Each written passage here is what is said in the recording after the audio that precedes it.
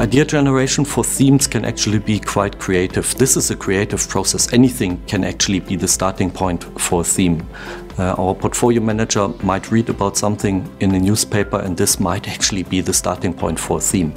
I mean, with a bit more structure, there's actually two angles of creating a theme. Either you're looking at something top-down, so you have the idea of the theme first, and then you go about and find the companies that are related to the theme.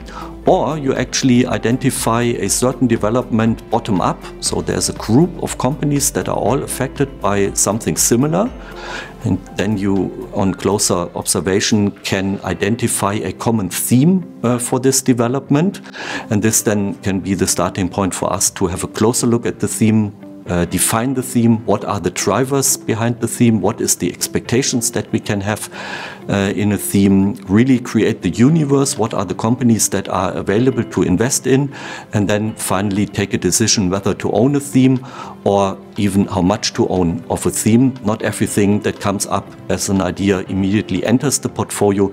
It might remain on the working list for the time being, but as I said, the creation process for the themes really can be a very creative one.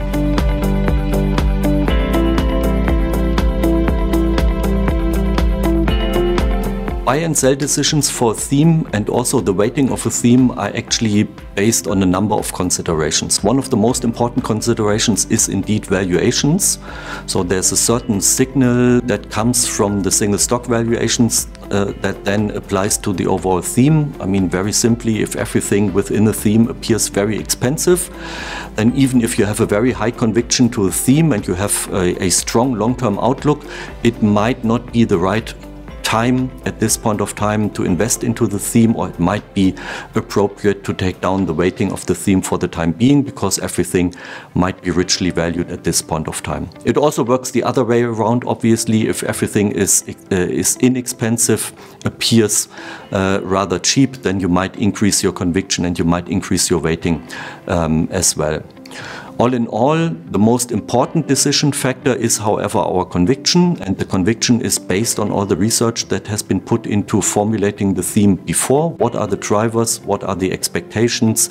How will this unfold? What is available for investments? And based on this, our portfolio managers can take a conviction position. I want to own this theme and I like this theme better than the other theme, and therefore I want to have more exposure as compared to the other theme.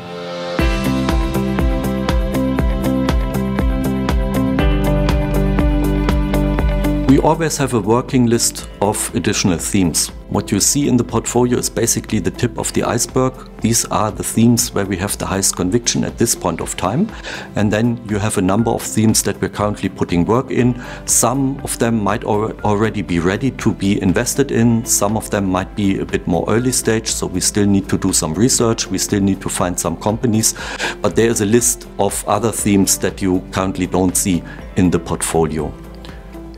What we are currently looking at are, on the one hand, some of the technology sector related themes. We are interested in something like metaverse. We are also interested in something like cyber currencies and blockchain as well.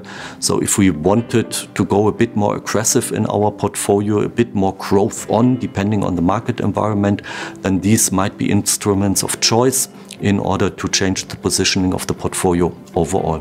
What we are also interested in, very much in a different part of the market, is anything that is related to food security. There's plenty of issues along the food value chain, starting with sustainable agriculture. For example, how can we ease the burden that agriculture has on the environment? How can we produce more healthy food as well? How can we avoid food waste?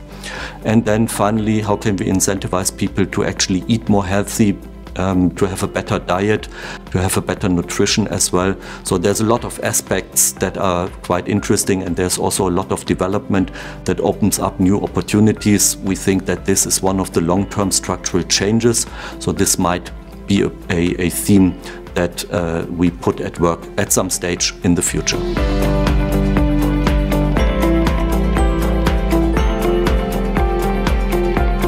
We actually call it the pet economy. This is around goods and services around pets. Think about pet healthcare, for example, or think about pet food. The starting point for this theme really is the megatrend of demographic change.